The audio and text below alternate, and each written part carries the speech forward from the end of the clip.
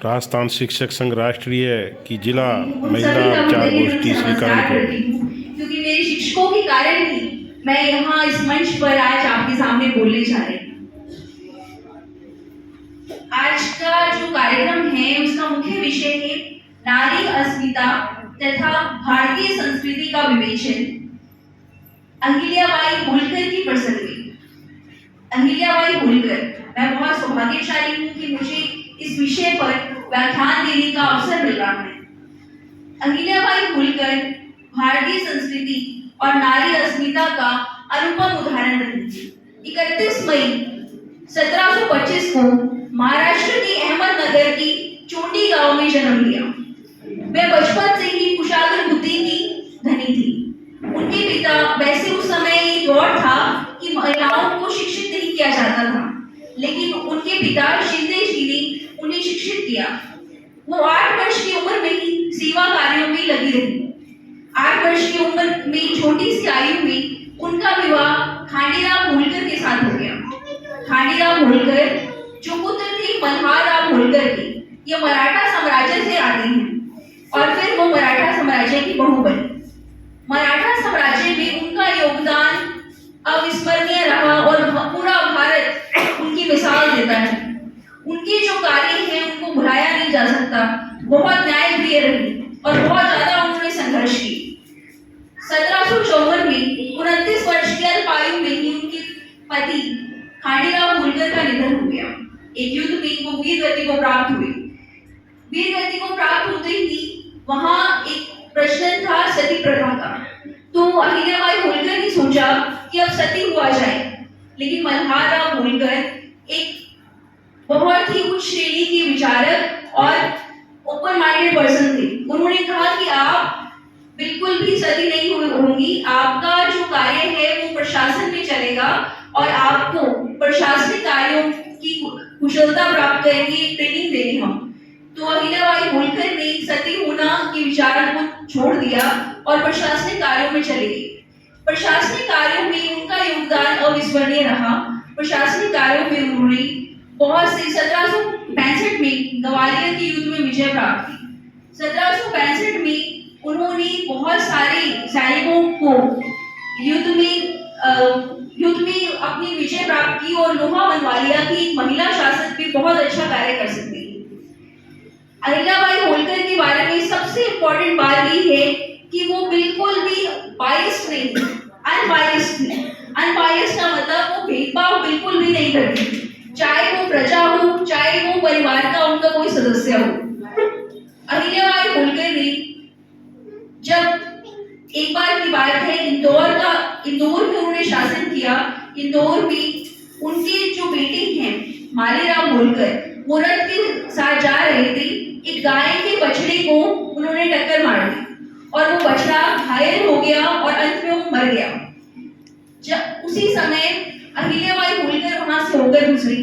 अहिल्याबाई होलकर ने जब गाय को और बछड़े को देखा तो वो तुरंत समझ गई कि यहाँ पर कोई घटना घटित हुई है। उन्होंने कहा कि यहाँ पर आपके बेटे मालीराम होलकर ने इस गाय के बछड़े को टक्कर मारी और जिसके कारण ये मर गया। अहिल्याबाई को बहुत अधिक क्रोध आया। उन्हें इतना क्रोध आया कि वो तुरंत अपने राजमहल गई और मालीराव की पत्नी को बुलाकर कहा कि आप बताइए कि अगर एक माँ से अपने उसके बच्चे को छीन लिया जाता है तो क्या करना चाहिए। तो उन्होंने कहा कि उसका भी वही हाल करना चाहिए, उसको प्राण दंड देना चाहिए। तो उन्होंने तुरंत एक आदेश निकलवाया कि मालीराव होलकर को भी रथ से टक्कर मारकर प्राण दंड दिया जाए। और जब उन्होंने ये ऑर्डर निकलवाया तो सभी कहने लगे कि हम इस रथ के सारथी नहीं बनेंगे। तो रथ के सारथी जब सबने बनने से मना कर दिया तो अहिल्याबाई होलकर ने ये जिम्मेदारी भी खुद ली कि मैं ही रथ चलाऊंगी और मैं ही उसको टक्कर मार के मैं ही उसको प्राण दंड दूंगी। जैसे ही वो प्राण दंड देने के लिए आगे बढ़ी और मालीराव को सड़क पर बांधा गया तो गाय अचानक से बीच में आती रही, उसको टक्कर मारने नहीं दी। फिर अहिल्याबाई के मंत्री ने समझाया कि ये माँ चाहती है कि जैसे ही इसने अपने बेटे को खोया है वैसे कोई और माँ अपने बेटे को ना खोए। अहिल्याबाई को उनकी बात समझ में आई और उन्होंने अपने बच्चे को माफ कर दिया। तब से उस बाजार का नाम दट बाजार भी रख दिया गया, इंदौर के जो मार्केट था। इस तरह का एक और घटना अहिल्याबाई के संदर्भ में हमें देखने को मिलती है। 1767 में जब अहिल्याबाई के ससुर वीरगति को प्राप्त हुए, तब सब ये सोचने लगे कि क्या एक महिला शासन कर सकती है। और आसपास की जो क्षेत्र थे, आसपास की जो पेशवा थी, उन्होंने सोचा कि हम अटैक करते हैं अब इंदौर के स्थान पर और वहां से जो महिला शासन कर रही है इसको खदेड़ देंगे। अहिल्याबाई ने बहुत सोच कर जब पेशवा इंदौर के पास आ ही गए थे, उनको एक पत्र लिखा। उन्होंने कहा कि अगर आपने हमें जीत लिया, मतलब आपने इंदौर जीत लिया, तो लोग या इतिहास क्या कहेगा? इतिहास यही कहेगा कि एक महिला जो शोक में डूबी हुई थी, आपने उसको हरा दिया। आप इतने कमजोर हैं कि एक शोक में डूबी हुई महिला पर आक्रमण करेंगे। और अगर आप जीत गए तो इतिहास क्या कहेगा कि महिला से जीत गए। तो वो कंफ्यूज हो गए पेशवा, वो सोचने लगे कि आक्रमण करना ही व्यर्थ है, किया तब परेशानी, ना किया तब परेशानी। तो उन्होंने डिसीजन लिया कि हम आक्रमण नहीं करेंगे। इस तरह की सूझबूझ और स्मार्ट लेडी थी अहिल्याबाई होलकर। उन्होंने धार्मिक धर्म और संस्कृति के लेकर बहुत सारे कार्य किए। जितने भी मंदिर हम लोग जाते हैं, चाहे वो रामेश्वरम है, काशी विश्वनाथ है, चाहे वो ओंकारेश्वर मंदिर है, हरिद्वार है, ऋषिकेश है, सब तरह के मंदिर जो आज हम देख रहे हैं, उसका जीर्णोद्धार अहिल्याबाई होलकर ने करवाया है।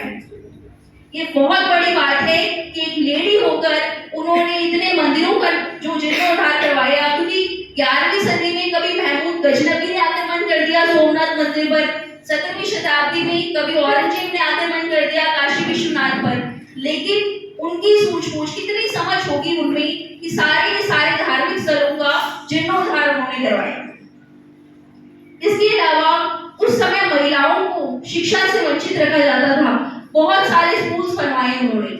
वो इतनी दूरदर्शी राजनीतिज्ञ थी कि उन्होंने 1772 में मराठा साम्राज्य को पत्र लिखकर ये कह दिया था कि ये जो अंग्रेज है, ये वो शेर नहीं है जिसे साहस और आक्रामकता से हम डरा सकते हैं। ये एक चतुर चीते हैं जिन्हें बांधना मुश्किल है। लेकिन उन्होंने सोचा कि तो लेडी है, ये कैसे, इसको क्या पता होगा कि अंग्रेजों के साथ हमारी क्या ट्यूनिंग है। और हुआ यही कि 10-15 साल बाद पूरा मराठा अंग्रेजों ने कैप्चर कर लिया। तो इस तरह की सूझबूझ रखती थी अहिल्याबाई होलकर। वो इतनी न्यायप्रिय थी, इतनी स्पष्ट वक्ता थी, इतना दयालु भाव था उसमें, इतना करुणा निधि थी कि पूरा देश आज भी अहिल्याबाई होलकर की मिसाल देता है। काशी विश्वनाथ में एक स्टैचू बना हुआ है अहिल्याबाई होलकर का, क्योंकि आज जो हम स्ट्रक्चर देखते हैं काशी विश्वनाथ का, वो अहिल्याबाई होलकर की ही देन है। और एक चीज मैं और कहना चाहूंगी कि हमारे जीवन में जो भी परिस्थितियां आती हैं, जो भी परेशानियां आती हैं, हम कहीं ना कहीं भगवान को भूल जाते हैं। कई बार ऐसा वक्त आता है कि हम सोचते हैं कि भगवान है ही नहीं। अहिल्याबाई के जीवन में पति की मृत्यु हुई, पुत्र की मृत्यु हुई, ससुर की मृत्यु हुई, लेकिन उन्होंने भगवान की पूजा नहीं छोड़ी। वो जब भी सुबह उठती थी, सबसे पहले शिव शंकर की पूजा करती थी, फिर भी कोई अन्य कार्य करती थी। और अपने जो भी आदेश उनके आते थे, उसके नीचे श्री शंकर ही लिखा होता था, कभी भी अहिल्याबाई होलकर का नाम नहीं लिखा होता था। और ये प्रचलन जब तक भारत आजाद नहीं हुआ तब तक रहा, श्री शंकर का नाम ही लिखा होता था।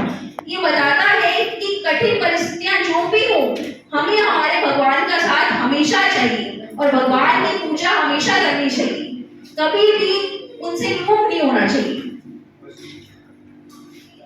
अहिल्याबाई होलकर हमेशा ये कहती थी कि जो भी सुख समृद्धि, जो भी प्रजा प्रेम मुझे मिल रहा है, ये सब इसका कारण है ईश्वर, मुझे तो केवल साधन बनाया हुआ है। इतना उनमें डाउन टू अर्थ नेचर और इतना उनके साहस था, करुणा थी कि आज भी हम